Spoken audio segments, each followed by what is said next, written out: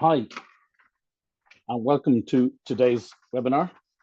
I'm delighted, I'm Michael Conway of Renaissance, and I'm delighted to welcome Razvan Strambo, and hopefully got the pronunciations right. We've had the debate about that earlier, so doing good so far. Razvan is from Bitdefender, one of our key vendor partners, and we're delighted today to talk about staying ahead of evolving cyber threats with Bitdefender for MSPs. And as we all know, as MSPs and as valued partners of Renaissance, that the challenge is to try to keep your clients and your customers and their customers rather in turn cyber secure and protected. And Bitdefender have evolved their MSP offering very substantially over the last number of years, and it's a very comprehensive offering. And we find that many of our partners are using it as a core part of their protections for their customers, and indeed building on some of the new features and functionalities and capabilities in there in terms of driving and delivering a comprehensive security for their partners. So a couple of little bits of housekeeping, and then you'll be delighted to know I'll be quiet and I'll let Razvan get on with things. But all attendees are muted for the session. You will be unmuted for the Q&A. We really want to make this interactive. So if you send any questions that you have, send them to me in the chat at any time during the session, and we'll take them either during the session or later on. The session is being recorded. There are unfortunately a number of people who are unable to attend who would like to receive the session afterwards, and it'll be made available to them, or it'll be made available to everybody, so you can go through it again, and indeed you can share it with any colleagues. But please make this interactive. That's the key message for this. We'll let Razvan kick off, and then we'll do Q&A afterwards or during the session, as I say. So thank you very much. And good morning, everybody. Thank you so much for joining me today. Like Michael said, I am Razvan. Don't let my accent fool you. I'm a lot more from the East than you might think. I am a sales engineer or solution engineer or pre-sales or systems engineer or whatever they're going to call me next year. And I work with Bitdefender. In principle, I do tech presentations, I work with customers, I do POCs and stuff like that. And today I'm lucky enough to present to you lovely people a little bit around what we do and how we can help you help others. Like Michael said, I'd love it if you guys could ask some questions either in chat to Michael directly, or there's the Q&A session. I've got the Q&A session open as well on one of my side monitors. So I'll try to pick them up as you write them down, right? Don't be shy right away. Huh?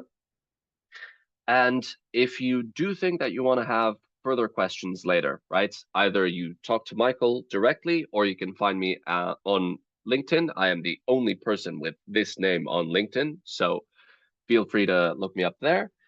That being said, let's kick things off, right? I've got an agenda for you, but it's sort of a broad guideline, so to speak, right? We're looking at tackling evolving cyber threats and threatening your customers' cyber resilience. We're looking at insights into how we've been dealing with AI, since when, and how we've evolved along the years. We're looking at best strategies for tackling evolving cyber threats in product trials that you can give a shot yourselves, and then a little bit of a teaser and roadmap, so to speak, for what's coming up. Yeah? Either way. So first and foremost, right, I'm going to use sort of a metaphor to convey what we're talking about here, because whenever we're going to be talking about cybersecurity, it's not me talking to you because you guys are already in the theme, in the topic, as it were. But when you're talking to other companies, right, to other customers that want to maybe start or are thinking of starting a project for cybersecurity, the important thing is we sort of put it into understandable comparison terms. And one of the two comparison terms that we've basically used along the years here are either cars or buildings, right? And you're lucky enough that this time we're talking about cars. So we're thinking of it like this.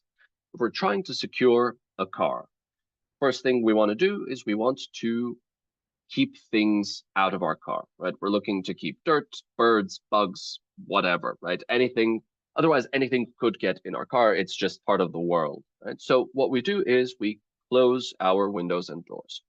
But that doesn't mean that suddenly it's completely secure, right? Sure, it's no longer an open traffic for whatever else is out there, but it can still be opened by somebody who knows how to, right? So for that, we lock our car and set the alarm system, right? So that we have control over who gains access to the car. And even then, some will still try to gain access to the car, at which point you want to be able to call for the right people, right? Have the right tools, contacts, and services in place in order to get them there, right? When something's happening. It's not just the alarm blaring. It's not just that the doors are locked. It's that somebody is actually taking care of things.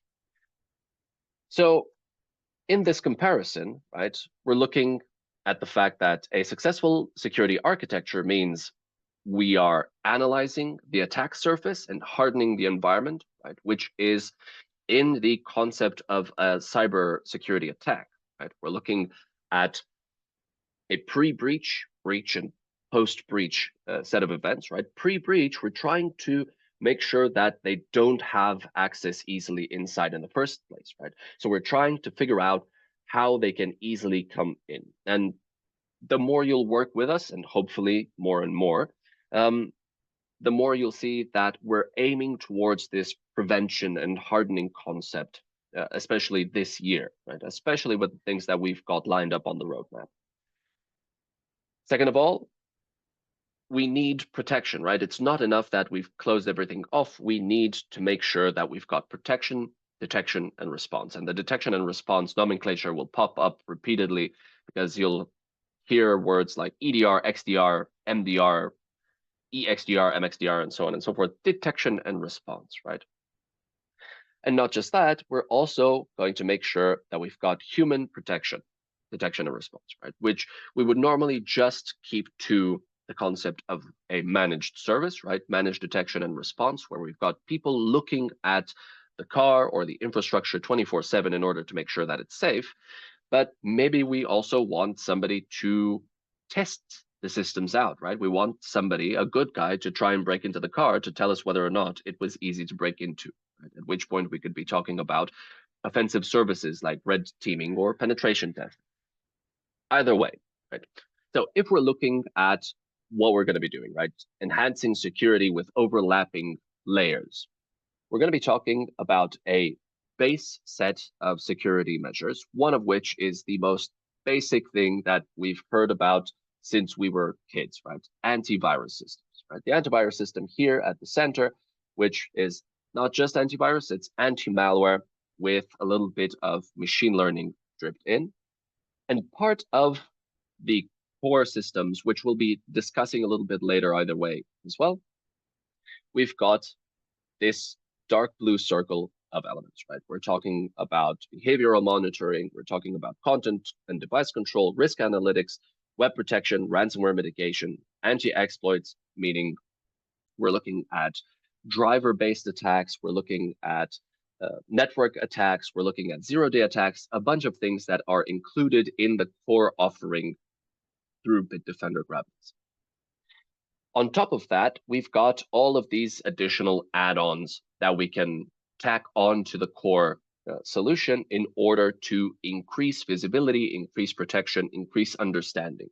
And all of that can be then encompassed by managed detection and response, right? The service that basically looks through all of these layers and triages everything and helps us gain a 24/7, 365-day year protection for our systems. Grand. So let me take you a little bit back into our history of how we've been dealing with AI. Right.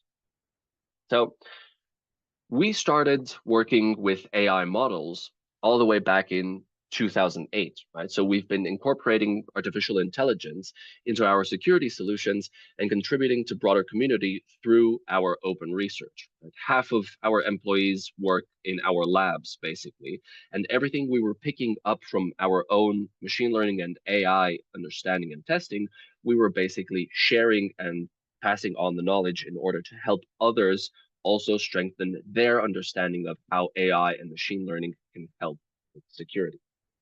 So this helped us predict and stop a lot of unknown threats. And I'm going to just put a little bit of a teaser on screen. This is actually part of a different presentation that I've done before, but in principle, we had a machine learning model that we let learn from June of 2009, and it was the one that picked up a ransomware family, the Venus family, that was developed in August of 2022, right? So sure, this is a bit of a exceptional case, so to speak, right? You usually try to have models that are fed more recent data, because the older the data is, while the data is thicker and broader, it might not be specific enough to a brand new family of ransomware or malware. In this case, for example, we had this 2009 machine learning model that caught a 2022 developed piece of malware, right? We've got a few other ones here as well, but just as a teaser, right? We're also making a real world impact because we don't think that there is such a thing as a one size fits all. And we'll get deeper into this concept as well at the end of the presentation with the teasers. But in principle, we don't think that there is such a thing as a security solution that you can apply broadly to any number of endpoints across any number of organizations and expect the same quality of protection. Right? That's why we integrate large and diverse machine learning models alongside non-AI technologies. Like I said, our anti-malware system also has AI built in, right, to address specific challenges efficiently. We can identify very small variations, and our anomaly detection builds a unique machine learning model for every user and device, not just organization. Right? So this is a little bit talking about our dear colleagues in the labs again, right? With over 70 academic papers and over 50 Bitdefender researchers teaching at universities, Bitdefender is highly active in advancing AI to tackle present and future challenges, right? Genetic algorithms for training AI models using a process inspired by natural selection that leads to better cybersecurity outcomes. And as a general timeline, sorry, I'm just gonna have a sip of coffee. Right? So we understand how this timeline for our AI involvement works, right? In broad terms, basically, our first machine learning based detection happened in 2008. In 2011, we had our first noise reduction algorithm in order to make sure that we are producing more real alerts, more real detections. We've got first machine learning based automated stream detection, first use of deep learning in 2014, first tunable machine learning in 2017, allowing users and admins to tweak the kinds of attacks that they want to be more reactive to. We also had fileless attack protection, protection against code injection by a PowerShell, right, in 2017, anomaly detection in EDR, native XDR with Incident Advisor, which I'll be describing shortly as well, and Gravity Zone AI Assistant in 2024 that helps us make decisions based on what we've detected. So let's look at a few best practices for tackling evolving cyber threats. And this is where I'm going to go a little bit into the weeds with what we're actually offering. Right? So I mentioned antivirus that sits at the base of everything, which is our file scanning with a little bit of AI built in. We've got basically on-the-fly scanning, regular scans, and so on and so forth.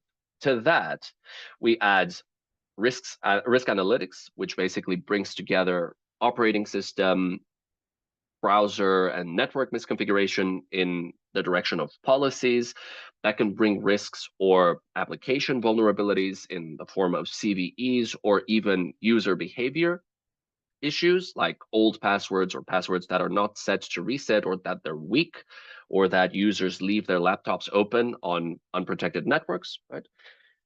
We've got web threat protection with content control as well, right? We're looking at Anti-phishing technology, we're looking to restrict access to the web depending on what we deem as being safe or not, right? Basically looking at betting, hate speech, drugs, and stuff like that, which we do or do not allow, depending on the sensitivity of the company you're working with, right? Device control, that allows us control over what kinds of connections we allow, external, internal storages, Bluetooth, floppy disk, CD, DVD, what have you.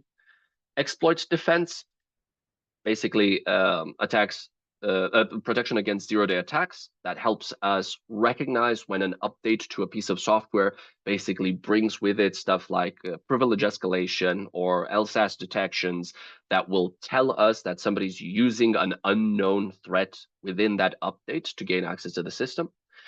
We've got cloud intelligence and machine learning, behavioral monitoring, network attack defense against attacks like lateral movement, initial access, password stealers, brute force, and so on. Our own machine firewall, and a very powerful ransomware mitigation that works in one of several ways. You can contact me and ask me more questions about this one. The point is one of the top ransomware mitigation technologies on the market. This is all included in the core offering with Bitdefender.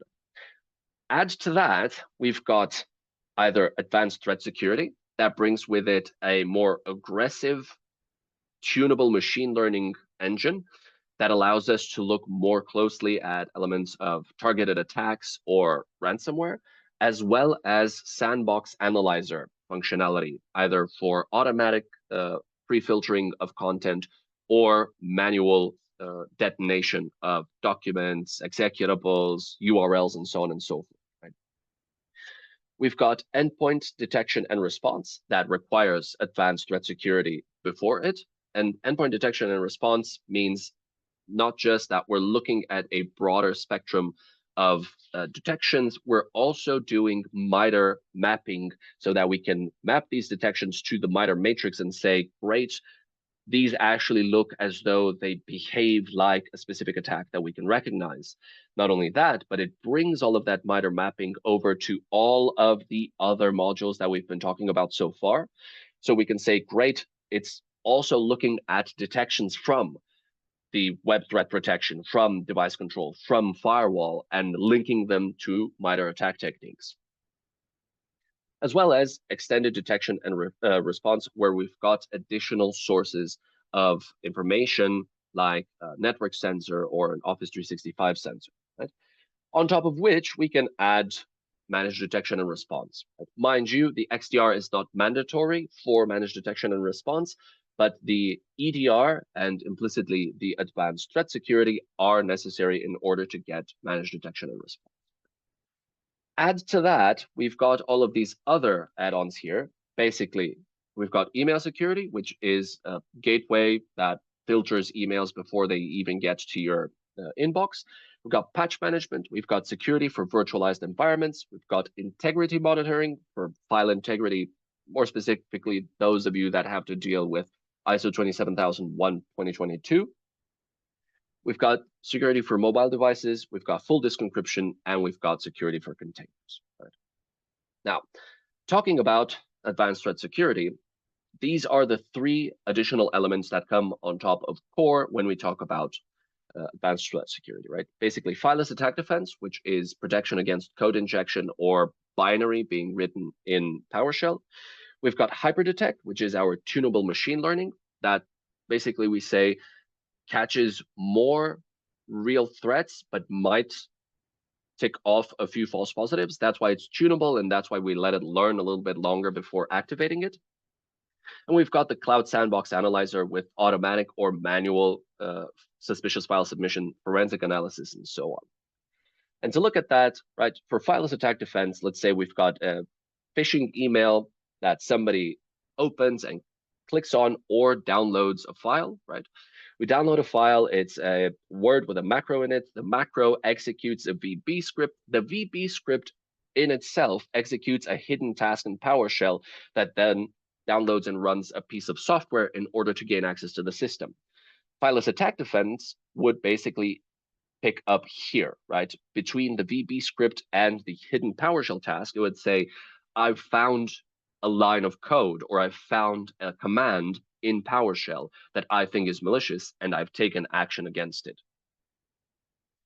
Hyperdetect basically lets us play around with how aggressive or permissive we want to be with specific attack types, right? Be it targeted attacks, suspicious files and network traffic, exploits, ransomware, and grayware. And we'll be getting information like a bunch of things, right? So we get a lot of information around what it detected and why it thought it was malicious, right? So it was like, this file here was detected as this Veyron malware, right? Or as this Mustang malware, and so on and so forth. And last but not least, the sandbox analyzer gives us an easy and safe way to look at things without actually putting ourselves in the way of danger. Because we could say, great, I'm going to upload this zip file that I got, or I'm going to upload this whatever to the sandbox analyzer. And not only is it going to give me a full report of exactly what it found during its testing, but it's going to give me a snapshot of what it looked like when the zip or executable was run, right? And in this case, it's telling the VM that triggered everything. It's saying your personal files are encrypted by CTB locker and so on and so forth.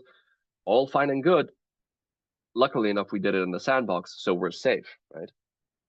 And we can look at all of the different modifications that we had in the system during this attack, right? We had file creation, deletion, temporary file creation, registry changes, and so on and so forth. So we get an in-depth analysis of everything going on, just with the ATS, with Advanced Threat Security. Now, what is endpoint detection and response, right? This is a much deeper, much broader topic. In principle, we're looking at cross-endpoint correlation. Up until now, we've been talking about single endpoint visualization. We're looking at one endpoint and understanding what's going on with it, right? Step for step, which modules interacted with which part of the malware and what happened, right? EDR lets us link multiple endpoints together and say these are actually part of a single attack chain and they should not be treated as individual elements, right? We've got early breach detection because we're not necessarily waiting for a malicious event to happen and to be picked up by one of the previous modules that we were discussing. We can just say EDR thought that this matched the MITRE matrix and has marked it for us as such, right? And streamline investigation and response options because we'll see that we get a very easy to follow graphical overview with suggestions as to what we should be doing, like isolating endpoints, for example. The way that looks is great. For example, we've got just two machines here. There's one endpoint that interacted with a server. We can see that we've got a bunch of different alerts between the two of them. We've got an HTTP attack and an exploit for pen testing tool HTTP1. And this is the kind of information that's going to be visible between two machines. If there's more than two machines, we'll have more than two machines. On the other hand, even for single machines, we've got this top to bottom root cause analysis where we've got a clear understanding of how somebody got into this machine in the first place, right? We'll see, great, it started here, it went through system, through something, Explorer, Chrome, Bitdefender testing, etc., etc. So all of these points tell us a story of how this attack progressed through the system. So we've got both an in-depth look on the individual machines, and we've got a broad look at these correlations between multiple machines, right? So what's XDR then, right? If EDR builds all of this for us already, what does XDR do on top? Extended detection and response. And you'll find different nomenclatures depending on which vendors you're talking to. In principle, we're looking at extending visibility beyond just our physical endpoints, our workstations, and our servers. We're looking at additional sources of information like cloud applications, network, Active Directory, so on and so forth. So in principle, it gives us an overview of what the impact is in our attack, right, in our network. We're looking at, sure, there was a network breach from 2 users with 6 alerts that involved a bunch of different endpoints, an organizational impact on the right side that says, great, it's 5 computers, 2 servers, a bunch of users, and so on and so forth. The fact that we've got these users linked to these endpoints means that we've got insight into the the domains where these people are, right? So we've got a bunch of Azure AD users here. We've got Alice and Bob in this image. We've also got an admin lower down. That's our on-prem AD administrator. And all three of them were in one way or another involved in the attack. And this will not only give us the chance to understand that they were part of the attack, but it can also allow us to take action. And we'll say, great, I want to disable Bob's account, or I want to delete an email from Alice's inbox, right? And the sensors that we offer are basically four for now, but you'll see it splits up into multiple. There's basically productivity that goes to Office 365 or Google Workspace. There's identity that has to do with Active Directory and Intune. There's a network sensor that comes in the form of virtual appliance installed locally, or a cloud sensor for AWS, Azure, or Google Cloud Platform. What's MDR? MDR is 24/7, 365 with emergency contacts and pre-approved actions, right? Basically allowing us to control what the guys in the MDR team in the background do with all of the data that they're actually getting through EDR, XDR, and all of our modules placed on our endpoints, right? Not only that, but we get a lot of information like tipper reports, after action reports, cyber intel advisories, and so on and so forth. And we've got both reactive and proactive methodologies. And reactive means we're getting signals from EDR, we've discovered something, and we're going to take an action for it. Proactive means we've got our, eagle eye view of the malware market, and a new ransomware has showed up, or a new campaign is going on. And we'd like to make sure that you don't have a vulnerability, or you don't have a specific issue that could make you a target. So both reactively or proactively, we can investigate these elements and then take action and inform you accordingly.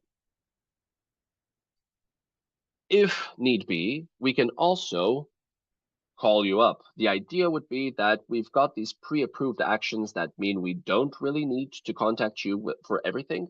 But in principle, we also have the possibility of onboarding a number of people who will know who's calling, why we're calling, what information we're giving, and so on and so forth. With a full range of reporting around what's been going on as flash reports and full after action reports with by the second reporting timestamp. Right. And all of this comes with this MITRE ATT&CK framework mapping. That means we're looking at this MITRE ATT&CK framework that is globally accessible knowledge. It's basically a dictionary that allows us to understand each other when we're talking about developing attack tactics, techniques, and procedures, right? And this common language allows us to develop more effective defense strategies as well. And these are basically this is the dictionary that we're basing our playbooks off of. As far as performance, we have done rather well in our MITRE ATT&CK evaluations, right? So we had 100% of data collected visibility. We had 93% reported actionable reports, right? Notifications, and a very low number of alerts in the console, meaning that earned us the top spot for our MDR service. In case it wasn't clear, right up here with 100% visibility of the attack chain, 93% of actionable reporting, and the least amount of notifications across all of these different services, right? And we're talking about MDR for MSP. We're looking at continuous monitoring of all security threats 24/7, 365, right? We're talking about reducing operational burden, right? Eliminating operational overhead because you're basically paying us instead of building your own team. And we're minimizing risk because not only are you paying our team to take care of these things, they come with a lot of experience in the background that helps them better understand attacks and what they look like and recognize actual threats from potential false positives, right? The service features on the right side, right? 24/7, threat management, tailored response playbooks, expert recommendations, root cause and impact analysis, monthly service reports, an MDR portal for you to manage the MDR service for yourself, risk-based threat hunting, customized notification, and XDR add-ons. All of those XDR sensors you can also use in order to inform the MDR team over your Office 365, your AD, and so on and so forth.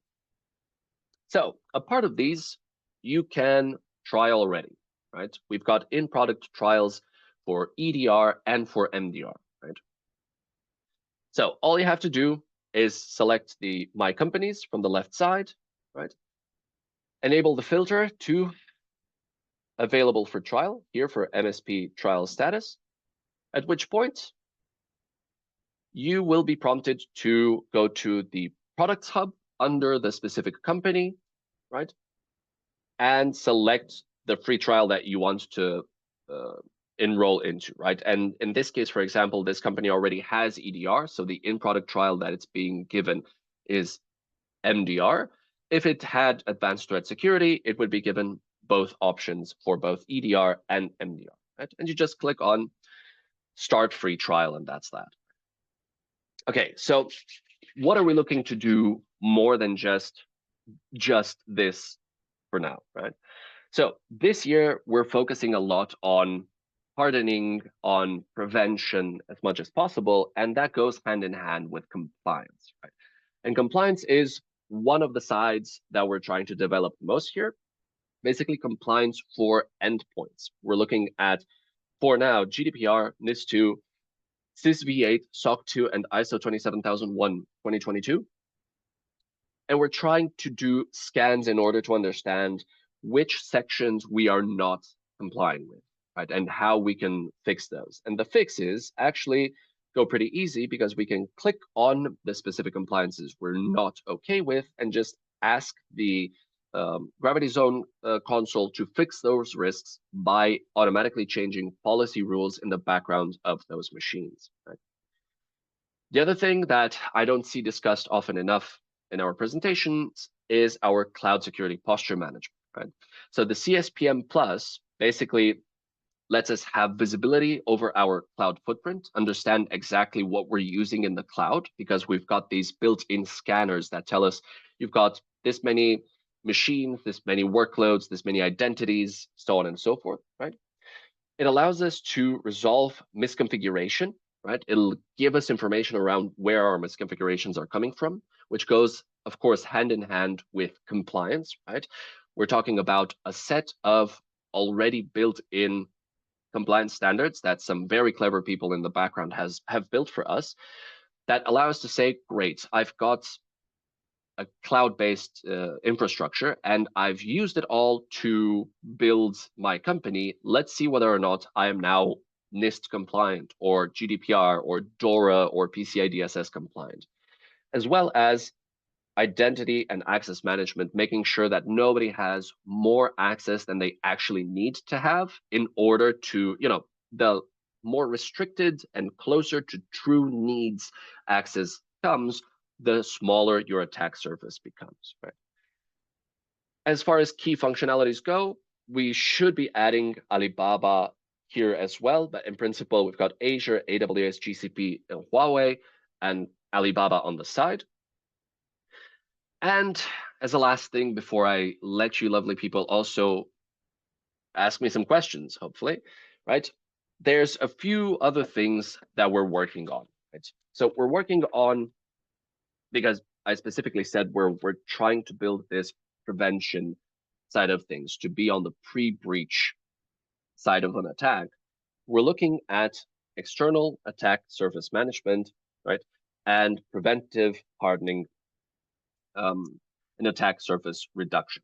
And these two, while two different things in principle, work in the same direction. Right? So external attack surface management is basically understanding what your attack surface looks like from outside. If an attacker is trying to gain an idea of how to ping into your network via one of your web-facing applications or resources, what does that look like from the outside? And you'll say, great, I want you to either automatically discover these resources for me, or I've got a set of resources that I want you to scan for me in order to tell me what the defense is. What does my car look like from the outside, right? I'm sitting inside, the air conditioning's on, but I don't know whether or not there's a hole somewhere in the car that's visible from the outside that somebody will use to gain access, right?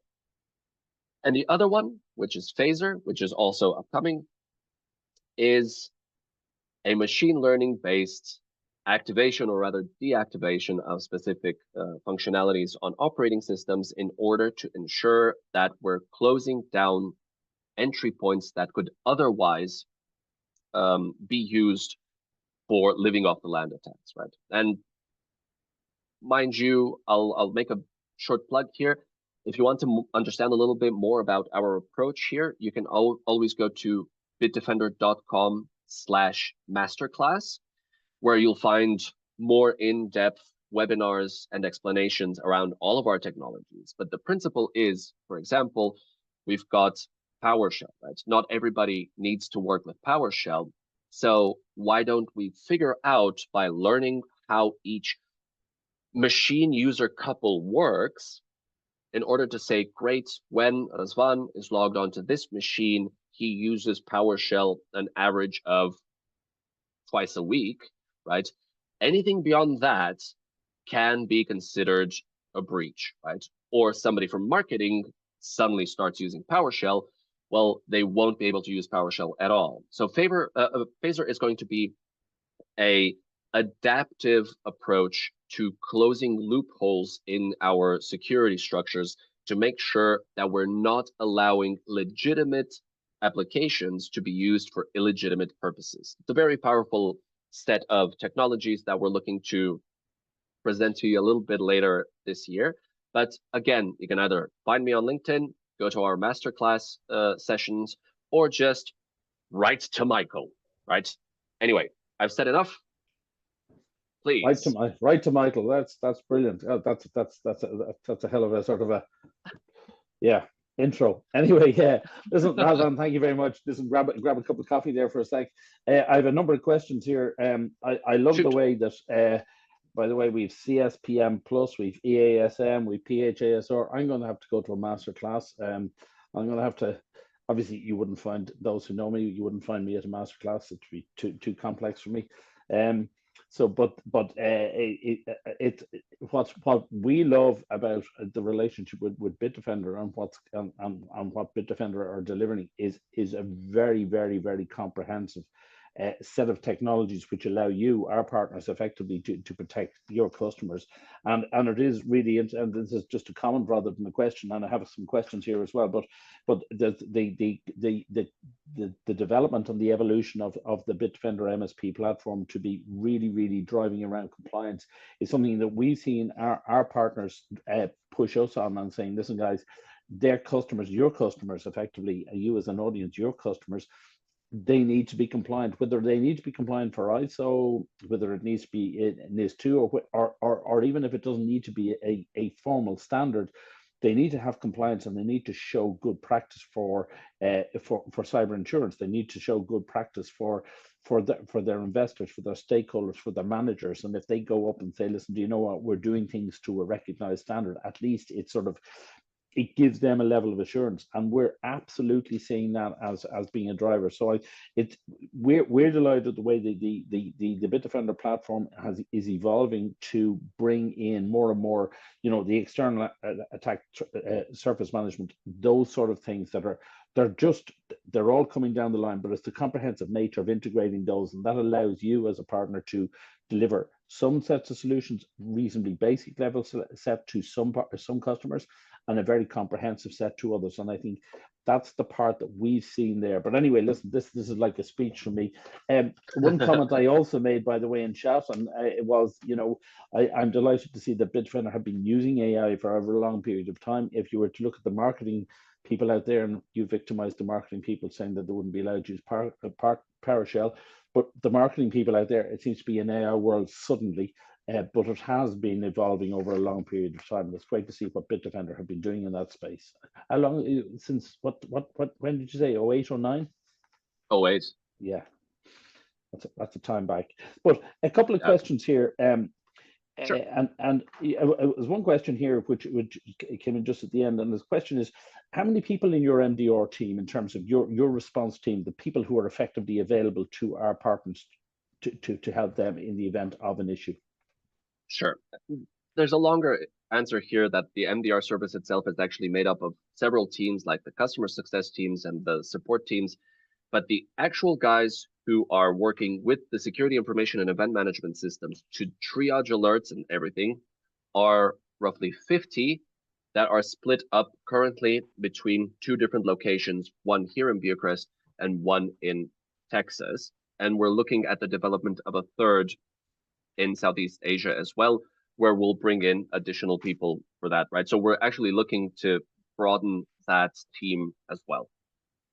So it's a very significant team effectively available in response, and that's and you know that 50 you're talking about, that's supplemented by all the other teams as well. So 50 is strictly the people working on active cybersecurity incidents. We're not talking about the guys working in threat intelligence. We're not talking about the guys working in communications. We're not talking about the guys working in passive support, right? We're talking about actual feet on the ground, technical assistance. Yeah. And I think that's something that we've seen people say, listen, their customers are saying, well, how many people are there looking after their interests over time? And again, this is the Michael Conway comment on a Renaissance comment on what we've seen in the market. But it is fascinating. I mean, 50 is that's a big number compared to any other sort of vendors out there. That's a really big number in terms of those people sitting in the SIM, if you like. But a question here as well is you mentioned compliance and for endpoints and for cloud. Do they work together? Right. So it's two sides of the same approach, right? But you have to understand that you're either building a cloud infrastructure or a physical infrastructure or a hybrid between the two. And the truth is, the people handling the compliance for both of these different aspects is the same. We've got a single team that's basically writing the compliance standards and pushing them up against the technologies that are affecting the compliance standards. Right? So they don't necessarily work together as is, because it's one thing to have a computer policy and there's another thing to have a cloud configuration. But where they do intercept, for example, if we've got VMs in the cloud and we've got physical machines, and you'll find common misconfigurations in their policies, the two will overlap under the compliance standards that you can find in Gravity Zone. It's a little bit broader. It assumes both Gravity Zone and cloud security posture management, but the answer is yes. Okay, fair enough. And I guess your explanation in terms of EDR, XDR was probably one of the most comprehensive ones I've seen, and I think there's a lot of confusion in those areas generally. But there's a question here: what does EDR do that endpoint protection doesn't do? Sure, great question. In principle, endpoint protection is closer to what we used to consider classic antivirus, right? We're looking at on-the-fly file detections, on-the-fly process introspections. We're looking at a bunch of things, right? What EDR brings to the table is one, right? Imagine this: the detections on an endpoint are from 0 to 100, and the ones that we know are malicious and we try to block are at the top 10 here, right? Between 90 and 100. EDR basically lowers that threshold to about 70. So between 70 and 90 is where EDR looks at additional detections on the machines. Not only that, the things that it picks up on are anomalies or behaviors, and it matches these things with that MITRE attack technique matrix and adds context to these additional detections. Not only that, but it brings all of that matching with MITRE attack techniques to those top 10% as well. So it enhances the existing modules for more traditional anti-malware. Okay. And you mentioned MITRE attack there, and it was I was very interested in where you're sitting in there in terms of that MITRE diagram, and you might actually pop that up again, because it's quite. I thought that was a diagram that might be very interesting to people in terms of somebody saying, well, listen, the solution that you're bringing to you as a customer, and to our partners as a customer, that MITRE have you're right up in the top right hand corner, which is the right place to be. Yeah. So We are. and it is interesting because there's lots of household names that are sitting well behind. So if somebody says, well, listen, what sort of technology, you're bringing a high level of technology. Question here is just how do you deal with false positives since you're talking about machine learning? Sure. So machine learning comes in several aspects of our solution, right? Be it the sandbox analyzer or the hyperdetect machine learning. But to be more specific, the anti-malware, the on-the-fly file scanning, right, has a degree of machine learning in order to recognize similarities between existing signals and hashes it knows about and stuff that might be a little too new, right? Despite the fact that we're feeding the newest information we've got on the hour. The hyperdetect doesn't look at hashes and signals. Hyperdetect basically learns what's on the machine itself. If we were to turn it on from day zero, we might find that it is a bit more aggressive, right?